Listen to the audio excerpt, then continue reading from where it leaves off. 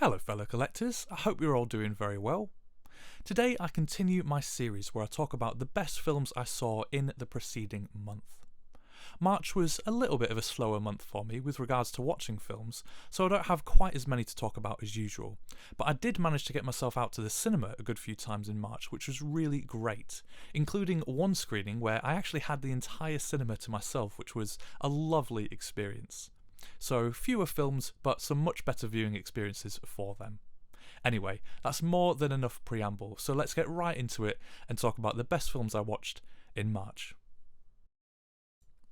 We'll start off with a film that was my first pickup for 2023, which is Official Competition, a film from 2021 directed by Gaston Duprat and Mariano Cohn, and starring Penelope Cruz, Oscar Martinez and Antonio Banderas.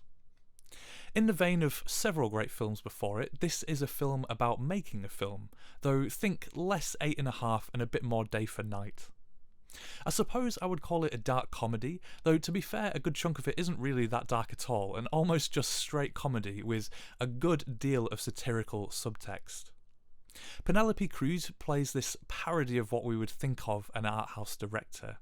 Martinez plays the serious and, in quotes, proper actor, and Banderas plays the sort of playboy Hollywood star.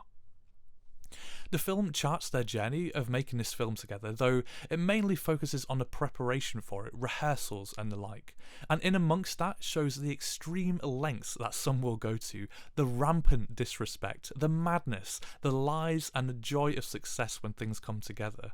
These all come into play to create this compelling, highly amusing, pretty wild ride of a film with plenty of twists and turns and lots of things that are very unexpected. All in all, just a thoroughly enjoyable 110-ish minutes that I'm surprised didn't get more widely publicised, but one that is definitely worth your time.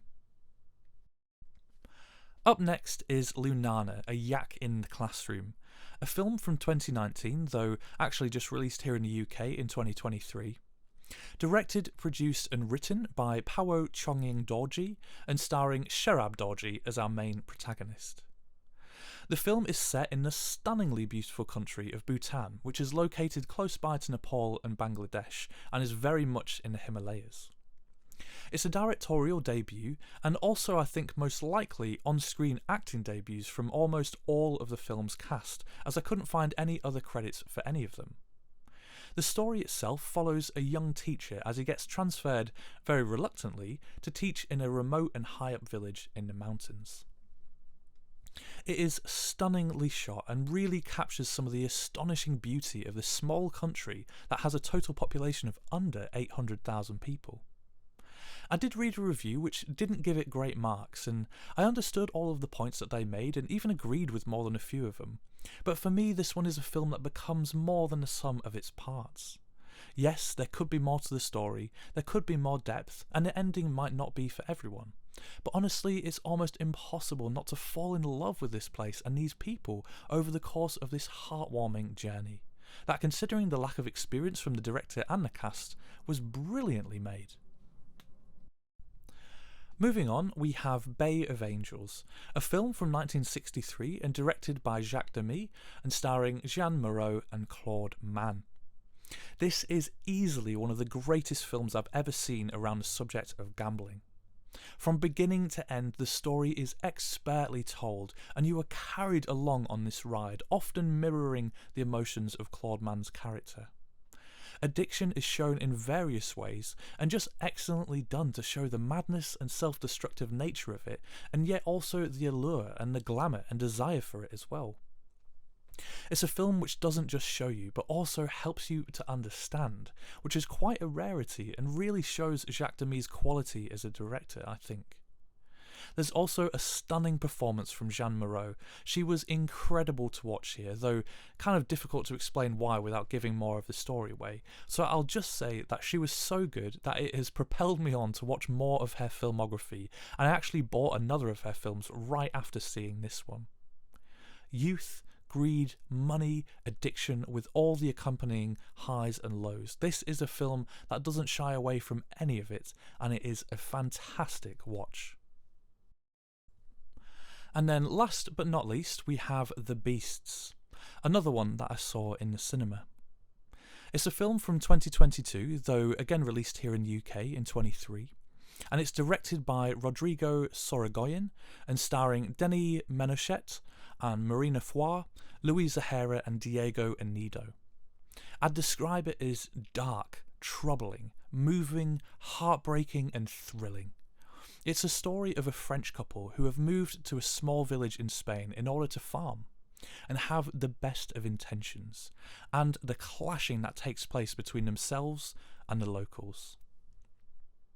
I'd seen the trailer for this one a few times, and unusually for a trailer, it actually really captures the essence of this film well, and I was not disappointed at all.